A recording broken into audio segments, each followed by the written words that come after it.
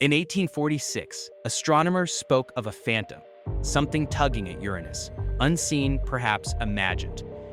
Then, one September night, a telescope revealed a hidden giant. More than a century later, a spacecraft looked back and showed us home as we had never seen it before. Earth and moon reduced to fragile dots.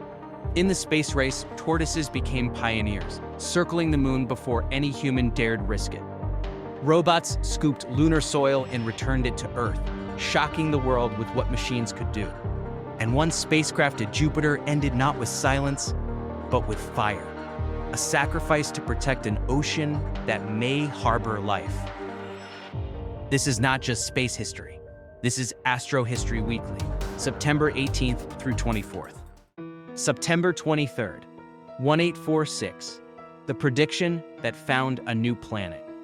Mid-19th century Europe.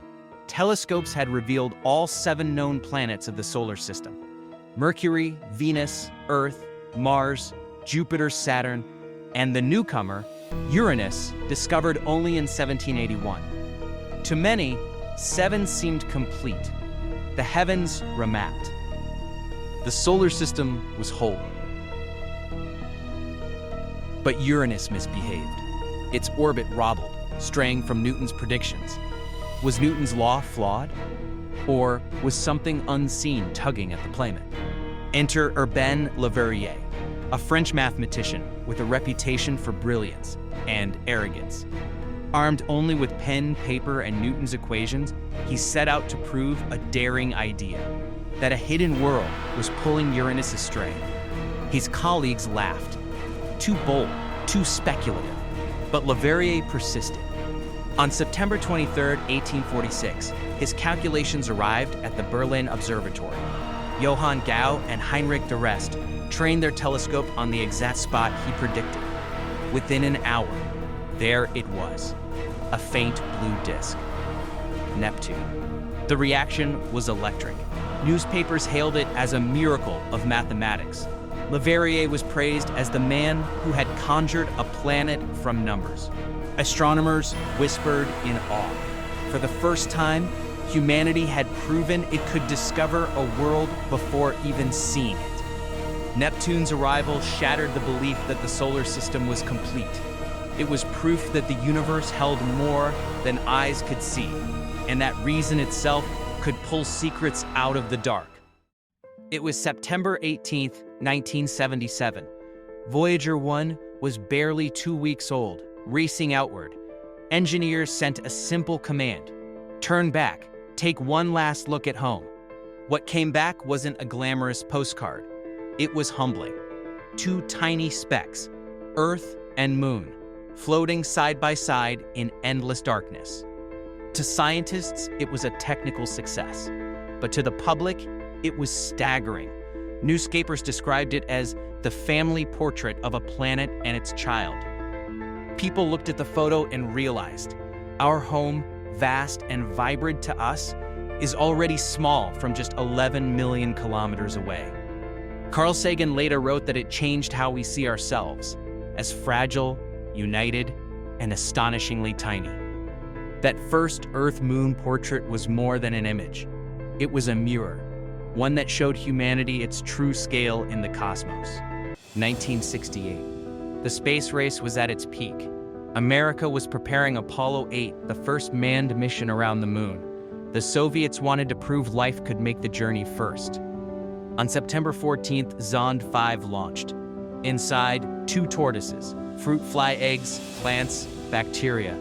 Not men, not women, but life, risking the unknown. As Zond 5 swung around the moon, tension gripped Moscow. No one knew if the creatures would survive. Radiation, vacuum, cosmic rays, all were threats. Then, on September 19th, the capsule splashed down in the Indian Ocean. The tortoises were alive. Thin, battered, but alive. The Soviet press called it a triumph. The world took notice. If tortoises could endure the round trip, so could humans. Just 3 months later, Apollo 8 orbited the moon. But it was Zond 5 that first whispered the answer. Deep space was survivable. September 20th, 1970. The space race seemed decided. America had walked on the moon, but the Soviet Union had one more card to play.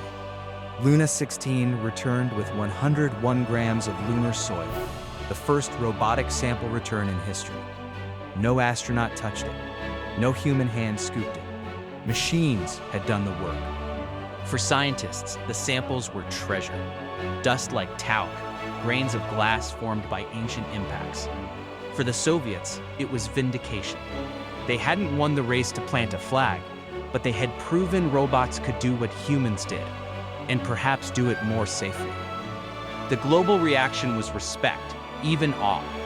Luna 16 was proof that exploration wasn't just about courage. It was also about ingenuity, and the machines we build to go where we cannot. For 14 years, Galileo orbited Jupiter. It sent back volcanoes erupting on Io, oceans beneath Europa, and storms larger than Earth. It redefined the solar system. But by 2003, Galileo was running out of fuel. Engineers faced a terrible choice: let it drift and risk contaminating Europa, or end it deliberately. On September 21st, they commanded Galileo into Jupiter itself. The world watched as its final signals came back, a heartbeat growing faint, then silence. Scientists wept. They spoke of Galileo not as a machine, but as a colleague. Its fiery plunge wasn't destruction, it was sacrifice, to protect Europa's untouched ocean for the day when humans or machines returned to search for life. Galileo ended in fire, but its legacy lives on, proof that exploration is not just about discovery, but about protecting the worlds we may one day touch. From a planet discovered by mathematics to a fragile portrait of Earth. From tortoises proving survival in deep space, to machines scooping lunar dust, to a spacecraft's noble death among Jupiter's storms. This week in space history shows us that discovery is never just about what we find, but about the people, the courage, and the imagination that make it possible. This has been Astro-History Weekly. Like, share, and subscribe.